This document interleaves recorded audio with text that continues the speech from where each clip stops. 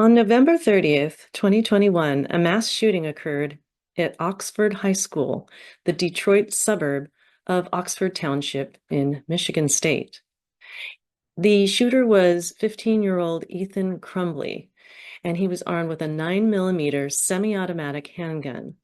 He killed 4 students that day and injured 7 people, including a teacher. The people who were killed were 17-year-old Madison Baldwin, 16-year-old Tate Meyer, 14-year-old Hannah St. Juliana, and 17-year-old Justin Schilling. 8 others, including 1 teacher, were injured. So authorities charged Ethan Crumbley as an adult for 24 crimes, including murder and terrorism. Shortly thereafter, though, I met with Dr. Robert Saul on my podcast, and we talked about his work and how his work started in the age after Columbine. After the Columbine High School shootings in 1999, Dr. Saul has been passionate in his goal to improve our communities and advocate for our children. So when Dr. Saul and I first talked, it was before this Oxford shooting happened back in 2021. And I will link to that episode if you would like to listen to it.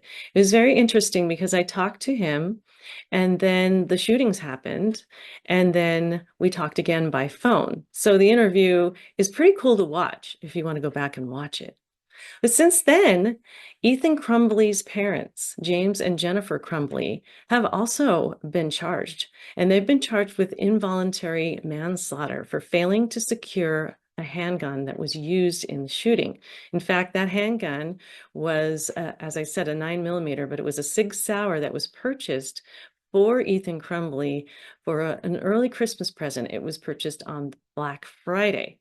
And so just 4 days beforehand, this gun was purchased by his father, James Crumbley, for his son. So in 2024, early 2024, both Jennifer and James Crumbley in separate trials were tried and found guilty for involuntary manslaughter. And so back today to discuss the parents in this is Dr. Robert Saul. Once again, we are going to be talking about mass shootings, but not only that, just the parents of the shooters. And how could my child do this? Dr. Saul has just published an article about that. And so when we talk today, we are going to talk about that and really about the parents, James and Jennifer Crumbley, and parents all over the place. So he is going to offer his wisdom about parenting to our audience and how we can all be better citizens. So here's my interview with Dr. Robert Saul. The world is filled with chaos. You can either participate in it, or you can learn to calm it. The choice, my friends, is yours. So now, let's go and calm some chaos. Dr. Saul has written so much about conscious parenting, and I think that it's a message that needs to continue to be out there, especially in the days of people actually being convicted for their children's crimes. And we'll talk a little bit more about that and what Dr. Saul has to offer. Thank you, Dr. Saul, for rejoining me on Calming the Chaos podcast. Well, thank you. It's my pleasure to be here, and I'm excited to continue our conversation. Right, because the last time what we did was we had a conversation and then the Oxford shooting happened and then we had a phone conversation after that, and it was kind of a wild ride. So let's just jump right in here and talk about, well, I guess one of the things I wanted to know is your opinion about this idea of when a child commits a mass shooting, the parents have been convicted. I mean, in the Ethan Crumbley case, right? And I have not touched base with you since then, so I'm really kind of wanting to dish with you and ask you, like, what did you think of that whole thing? Well, let me back up for a minute because I think the whole issue of child school shootings is just so complex. And how could a child, not even an adult, grab a gun and have the impulse to go shoot their peers and to shoot some other adults? And that is a topic in and of itself. But then the question is, and I've asked myself this question, could my child do that? I think we all should ask that ourselves the question, could my child do that? Given the right set of circumstances and given the right emotional uh, state, could they do that? And the honest answer is probably yes, it could. And so one of the things we want to be sure that we protect our children in terms of not having uh, weapons that they can kill themselves with or kill other people with. Mhm. So the obvious answer is guns should never be accessible by children. They need to be, if you have them in your house, they need to be locked up. The ammunition needs to be locked up separately, and they don't know where the key is. Now you could argue, well, they could go get a kitchen knife, and sure they could do that, but they're much less likely to kill a bunch of people which you get with a kitchen knife, than they are otherwise. So, Mm. if that's my stance, if I think that parents should definitely not let their child have accessibility to such weapons of mass destruction or weapons of war, um, what happens if they do? Well, I think they're responsible. Um, Mm. but I also think that lets us off the hook. And I'm worried about that. And what I mean by let us off the hook, the initial outrage from this incident in Georgia was, we're going to try him as an adult. So, boom, it's not our responsibility; it's his responsibility. We're going to try him as an adult, and then we're going to look and see what his parents did. Oops, his parents were negligent. Now we're going to try them too. But that keeps us away from getting to the problem in terms of what has led to this culture in our society that this foments this hate that allows these weapons to be so accessible, and the whole issue about mental health for our children and for our families. So, yes, I think parents have accountability. I think they have responsibility, and potentially they should be judged under the law. Uh, but I think we have to take a close inward look at ourselves as to how did we get to this situation? Mhm. Yeah, and you wrote a really nice blog about this. In fact, I'm gonna go ahead and share the screen here, and, yeah, so if we go to your blog page here, "Could my child do that?" You see that? "Could my child do that?" You can read Dr. Saul's blog on his website, which is actually, mychildren'schildren.com. And you did a really great job of not just outlining the problem, but also solutions, potential solutions. I printed the whole thing out. I love it. I would encourage everybody to go to his website, mychildren'schildren.com, and then click on the blog, and it's right at the top. And it's so cool that you put the 988 lifeline on there and you really emphasize that. And I appreciate that because that is the national suicide prevention hotline. Is that right? Now Yeah, it's like 988. I think it's called the 988 Suicide and Crisis Lifeline. Right. Yeah. So, And in the 2 years since, I think 2 years now, I think I documented, I mean, numbers escape me right now, but I think 10 million exchanges have already occurred in that lifeline, pointing out what a valuable resource that is. yeah. So you wrote Conscious Parenting a while ago, like decades ago, correct? Well, it was published in at the time of the epidemic, March 2020. Oh, okay. Well, to me, it seems like Seems decades like ago. decades ago. Yeah, Yes. Okay, so that's your most recent book, Conscious correct. Parenting. And a lot of the principles of conscious parenting are outlined in this blog. But if you could give your top tips to parents about what they should be doing with their kids, so that this doesn't happen to them, so that they're not like James and Jennifer Crumbley and facing, they're in jail right now, or I think maybe they've been transferred to prison by this time. And then also this most recent thing with Mr. Gray, Colin Gray, I think his name is, who had the son who attempted to assassinate uh, former President Donald Trump. Yeah, what would you have to say to parents to make sure that that doesn't happen to them? Well, first off, I want to be sure that when things happen, if things can happen even when we do all the right things. So if that in that situation, I do not want parents to feel extreme guilt or shame. So we have to be careful about how we apply things. Yes, we want to do a menu of items to try to prevent these things from happening, and that's all we can do so long as we keep monitoring closely. But backing up then, conscious parenting, it's a simple concept, yet difficult to do. I learned this from taking a course in what was called conscious leadership.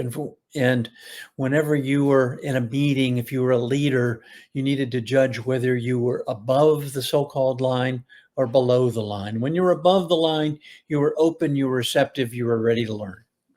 When you were below the line, you were closed, you're defensive, you're always right. And we've all been in that 3:00 meeting when we go, oh, when's this meeting going to be over? And so we're below the line. The point is that we need to be conscious of it. And if we can be conscious of it, then we can say, okay, I'm going to stay below the line until this meeting's over, or I'm going to consciously make some changes. So I'm going to consciously open up. I'm going to be less defensive. I'm going to be more open. I'm going to be more ready to learn. I'm going to be more of an active listener. I think the same principles apply to parenting. And I used for the line, I used the parental awareness threshold.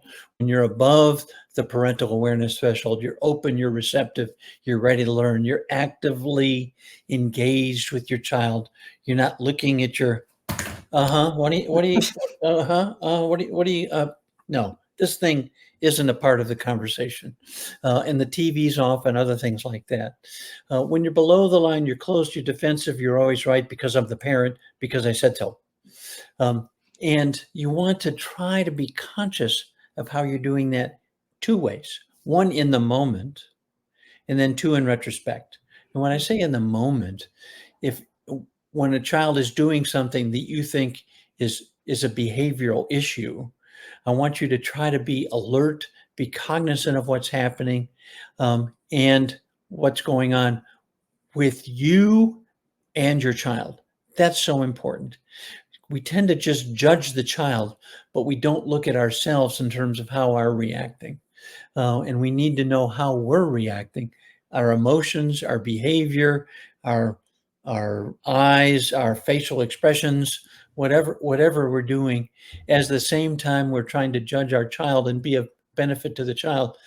And the third factor in there is you have to know the developmental stage of the child. Don't expect a 4-year-old to have the same response or the same maturity as an 8-year-old, as a 12-year-old, as a 16-year-old. So you need to be cognizant of what the stage your child's at. And in some ways, you need to be cognizant of what your stage in is. You might be angry. You might have had a problem at work. You might be angry with your spouse, or might be you're angry that the neighbor did something. There's a variety of ways that you enter that. And you want to be conscious of where you are so you can actively pick up and be engaged with your child. Because in this circumstance, where we're talking about trying to understand how to avoid your child getting in this predicament, it's so important that you understand your child's mental health and your own mental health. And you're only going to do that if you're open, receptive, and ready to learn. And as a parent, you're open, receptive, and ready to learn from your child.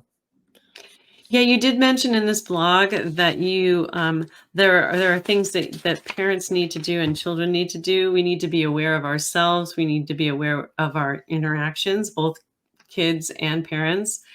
We need to be aware of our own mental health and our kids' mental health, and we need to be aware of our concerns and their concerns, because emotions they do travel fast, and and they actually are contagious, is what I typically say, right? So what's going on at home with you is really what needs to be taken care of. And so parents need to take care of their own mental health, and they need to be aware of the mental health of their kids and not provide them unsafe access to firearms, I guess, is I think is how we break that down.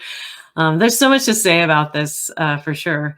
Again, I would encourage you to look at Dr. Saul's blog from his website and get on his email list. I'm on your email list. I've been receiving those blogs for a couple of years now, and I love them. They're great. Well, thank you. Yeah, they come out every Monday morning. So Yeah. if somebody gets on my website and sends me the contact information, I'll be glad to include them.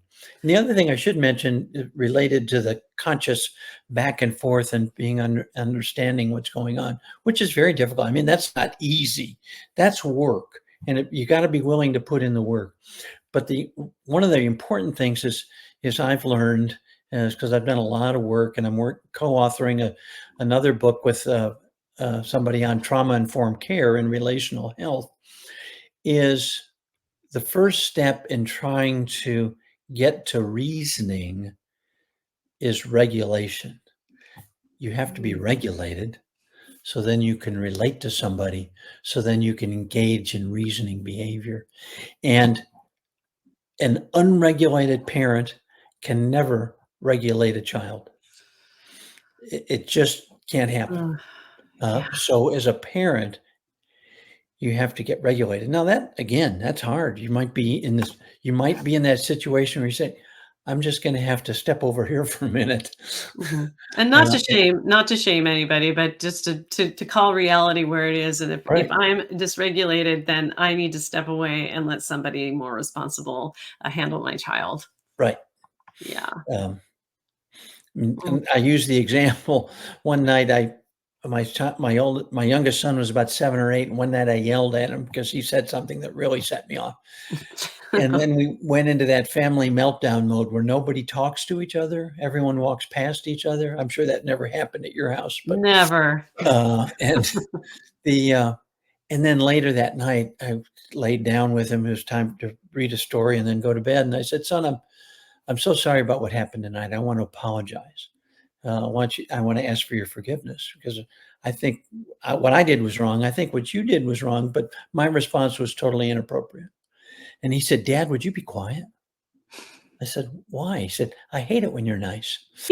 I'd like to think that I don't say that story to pat myself on the back. I'd like to think that this whole idea of regulation and conscious parenting goes back even before I could articulate it into a book, and work on those aspects.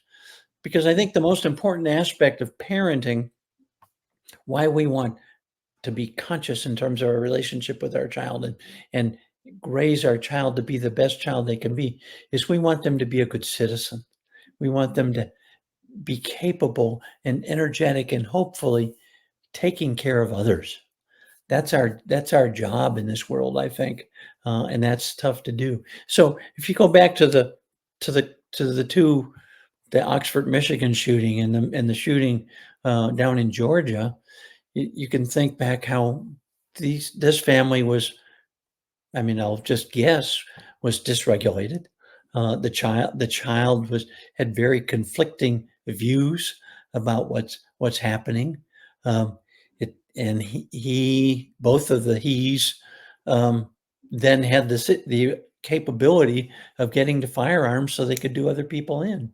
Mhm. Um, and how the parents contributed to that, I don't want to speculate, because I think that puts me in the judgmental role, other Right. than things didn't go right in terms of what we hope for. Right, right. Yeah, so, in both households, there was, really kind of a disconnect, and I think that's some of the stuff that you talk about in your blog and in conscious parenting is that, parents need to be connected with their kids, and they need to be aware of what's going on with their kids, and in both cases, the, parents in the Crumbleys' house and in the, Gray's house, they were really disconnected, from their from their kids, and sometimes that happens. Sometimes work life balance gets in the way and we have to put food on the table. And so we're working and we lose connection with our kids. So we do the best that we can, right? Or we try and get resources that can help us to help our kids and to be with our kids. So then I was going to ask you, so I forgot why the first book you wrote was Our Children's Children and that was about Columbine, right? Correct. And when did what do you remember what year you wrote that in? Well, it's interesting. I mean, April 20, 1999, two students walk into a high school, murder two adults and 13 of their fellow students, and then kill themselves. Mhm. Um, I was dumbfounded. I was just, how could that happen? Could that happen in my community? And the answer was yes. What have I done to make a difference? And the answer was not enough. So I started writing a series of articles about what I called the 5 steps to community improvement, and did that over 12, 13 years, shared those with people across the country. And they said, you need to put that into a book. So I published that in 2013. Okay. That's the one I was thinking of that has been decades old or a Yes. couple, yeah. Yeah. Yeah. And then, Our Children's Children or is My Children's Children? Our My Children? children's children. Yes, My Children's Children was just written back in 2021. What inspired you No, I to mean, write My Children's Children was written back in 2013. Conscious Parenting oh, was written back in 2020. sorry, I meant yeah, so then Conscious Parenting was written in 2021. What inspired you to write that book? Well, after continuing to see, okay, what's the role of parenting? How can if role of parenting is to raise your children to be good citizens, given my experience as a pediatrician of at that point close to 40 years, what sort of are there some specific guidelines that I could that I could come forward with to parents that might be of some benefit? And I specifically, there's other books called Conscious Parenting, and if you look for parenting books, there are a gazillion out there. Mhm, So I specifically wanted to make this very brief. I wanted to make it sort of actionable. I wanted to make it something that parents could pick up and hear, what did he say? Let me go look at that again, just to really put forward the concepts of conscious awareness, conscious parenting, the parental awareness threshold, and how do I use it going forward. And I talked about the various how do you use it between 0 and 2, between 2 and 5, 5 and 10, mhm, 10 and 20, because each stage is different. mhm. Yeah, so with that, gosh, so the conscious parenting book that you have written is really actually not that old. It's pretty recent. Correct. Awesome. Well, I was looking through, I mean, in this blog that you just put out, you summarize a lot about what parents could do, or what not just parents, but what organizations and, uh, funding, sort of government stuff that we could do. There's just so many ideas out here. It boggles my mind that, like, if maybe we could get this to come together, that we could actually help our kids not to do these violent crimes that they've done, or even just be better humans, be better citizens, like you said.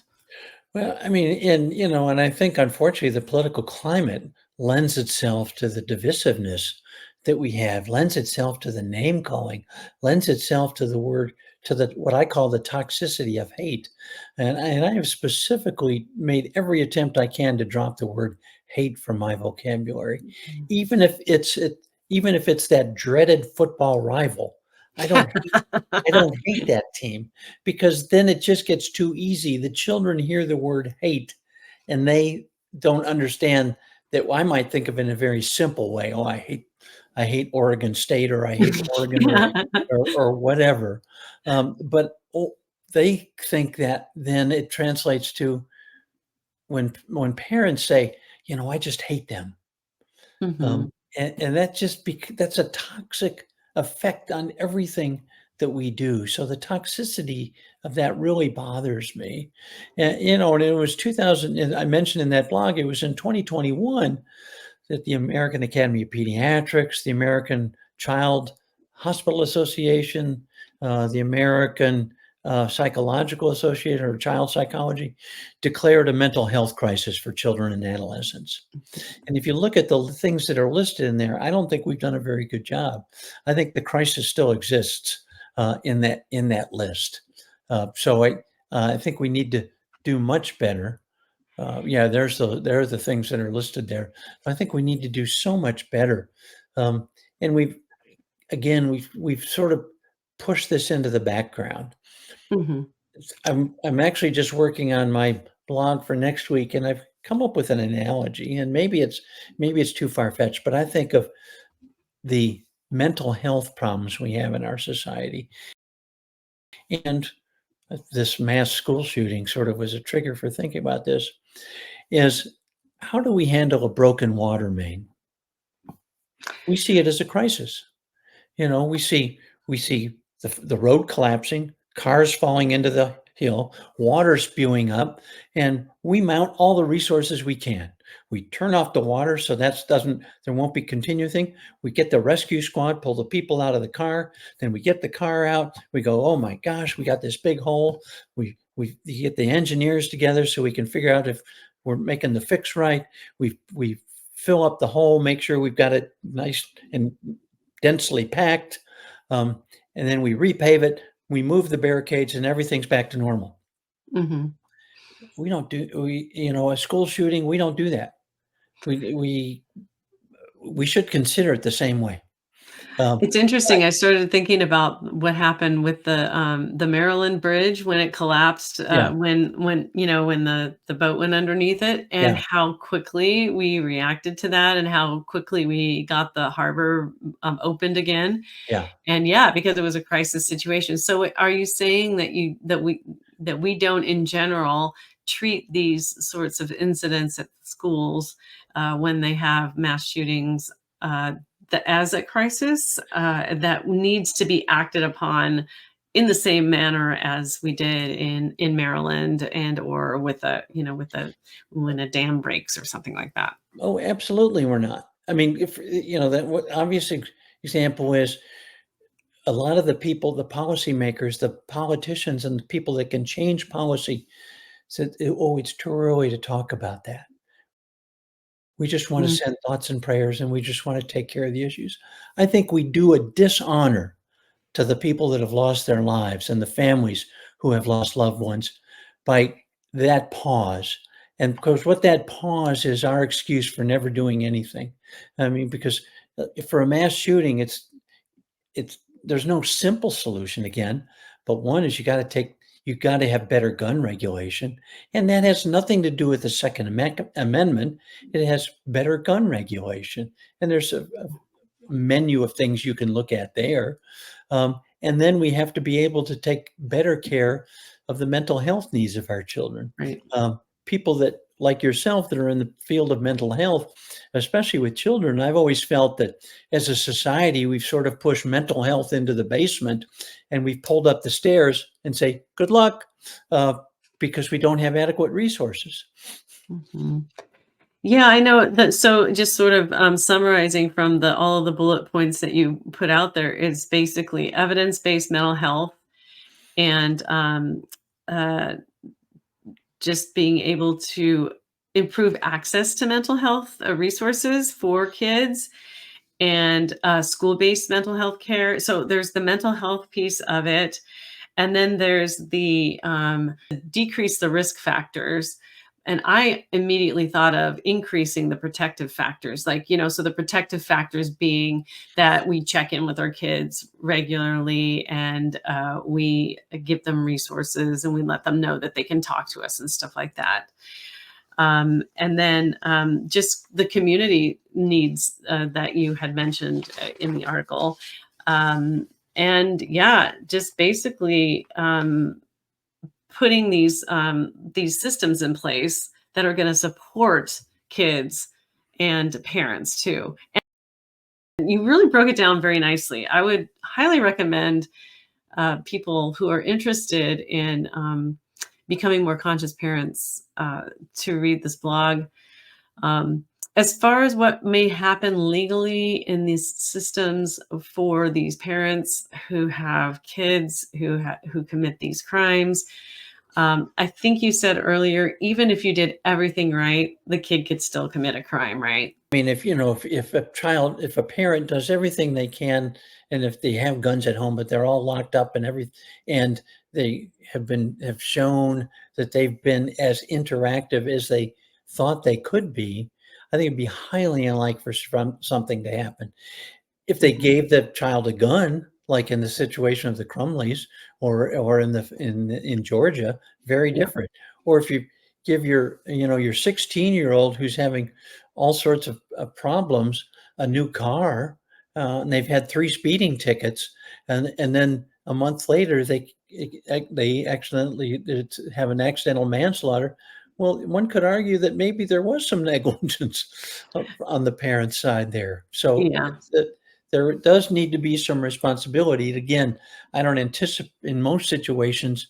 I mean, I think most parents would have enough internal guilt that would make it that makes it very difficult to go forward, and the judicial system would probably not carry forward. But again, each situation is different. I wonder now, retrospectively, what you think about. Okay, so there were 2 young men involved in Columbine, and one of the young men, his mother did a TED Talk. I'm not sure which one it was, It was but Dylan Klebold's mother. Dylan Klebold. Okay. And I believe that was the garage that he was building all of these arsenals in. And so she goes out and she does all these TED Talks. And there's been people speculating that maybe they would go after her retrospectively. What do you think? What are your thoughts about that? Because I know you've done a lot of research on Columbine. Yeah, I mean, when she wrote a book, and I read her book. Gosh, that came out some time ago, and she was on 2020 for an extended interview back then. I haven't heard the TED Talk, and she was very. She said, "I just didn't know." I would argue that there probably were signs, but she wasn't as conscious of the interactions that were going on with her child at the time. Hmm. But again, I have a difficult time being judgmental um, when I don't know the situation. Mhm. I mean, I think the other child, the Eric Harris child that in the Columbine situation, he was much more, and I hate to use this label, but I'll use it anyway. He was more of a malcontent, and he was obviously much more troubled, and the fact that he was able to recruit Dylan uh, says something for the parents not being as conscious of where their child is as they could know. Mhm. Again, that gets difficult when your children become teenagers and they are trying to become independent and less dependent on their parents. But there are just some factors there that lead me to believe that uh, there's lessons there for me to learn. And that's why I said, could it happen in my town? Yes. Have I done enough? No. Could it be my child? And that's why I wrote that article that we've been talking about. Could it have been my child? And the answer was, in the right set of circumstances, it could be. So I want that. My point is, as parents, doggone it, we need to be as interactive and understanding of our children as we could be, because uh, it's easy to point fingers. It's easy to say we're going to try them as an adult. It's easy to blame the parent. But there's also society has some blame, and we can't just take the holier than thou approach for everything that we do. Exactly. So I do have a short clip that I wanted to share with you and see what you think about it. If you wouldn't mind watching it, and it'll only take a couple of minutes, but Sure. I'd like to be able to do that here. Let's go.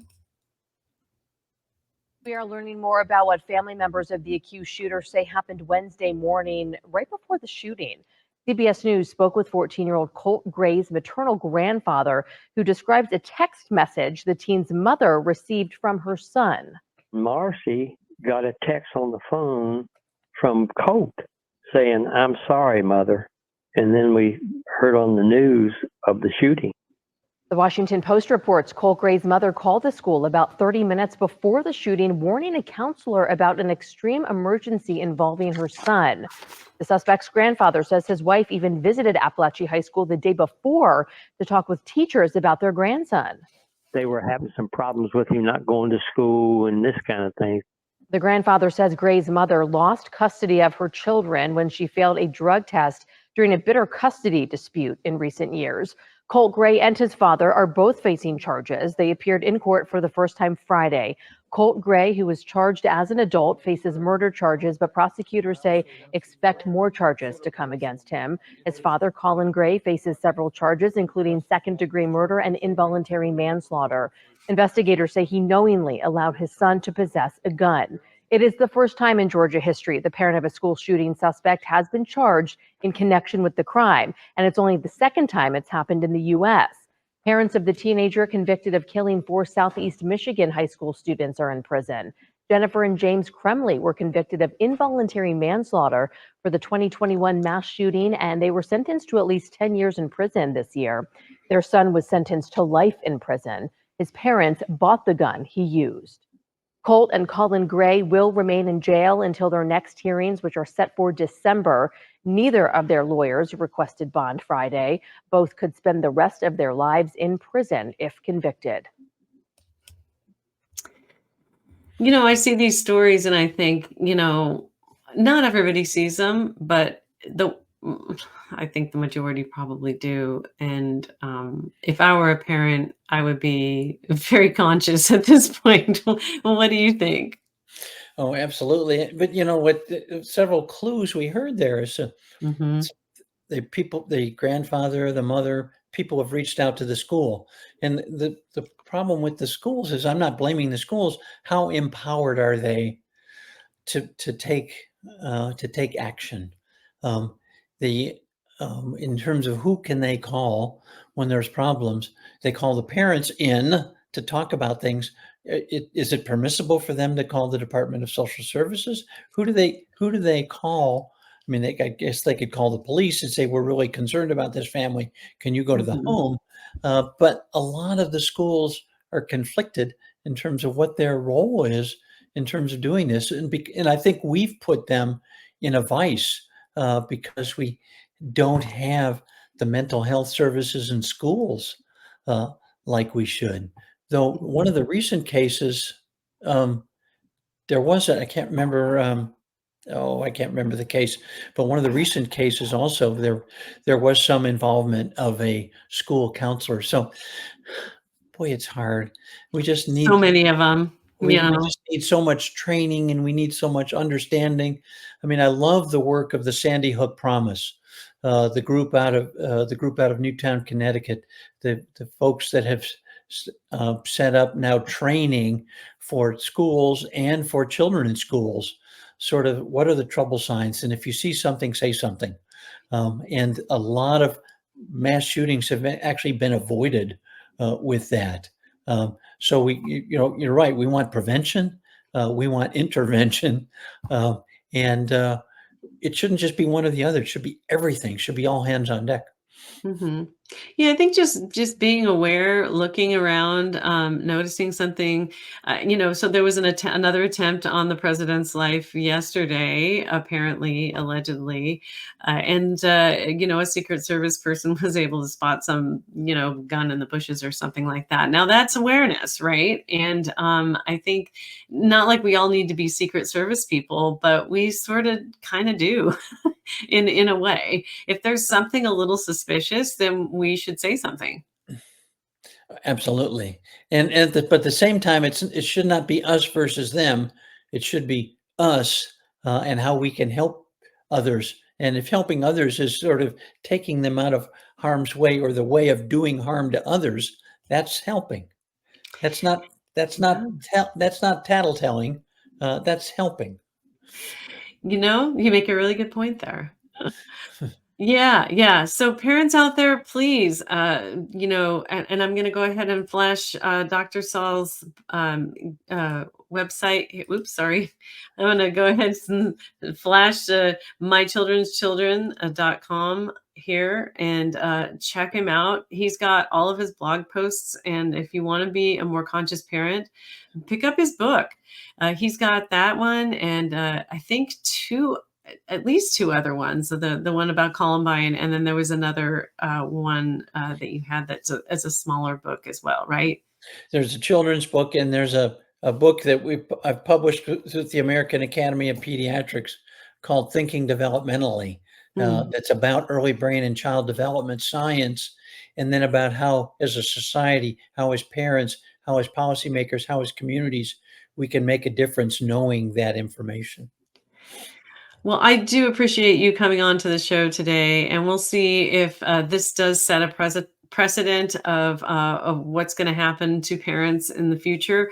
But I really do think it's very timely for your message to come back out again for parents because of these court cases that are happening and convictions that are happening to parents who are found to be negligent with their kids. Now, we don't know what's going to happen with Mr. Gray, and his son actually admitted to doing the deed or to attempting to kill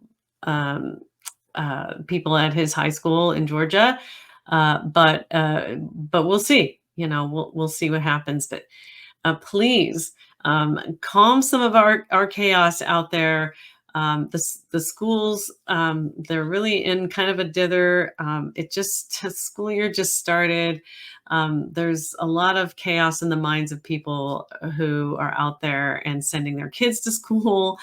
And so please, read some of Dr. Saul's information and tips and tools and techniques and become conscious parents.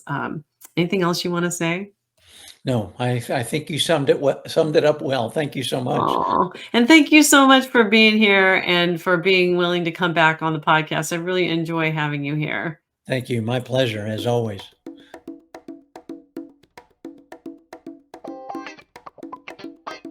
Thanks for listening to Calming the Chaos podcast. If you found this podcast interesting or helpful, please like, subscribe, and share it with your friends.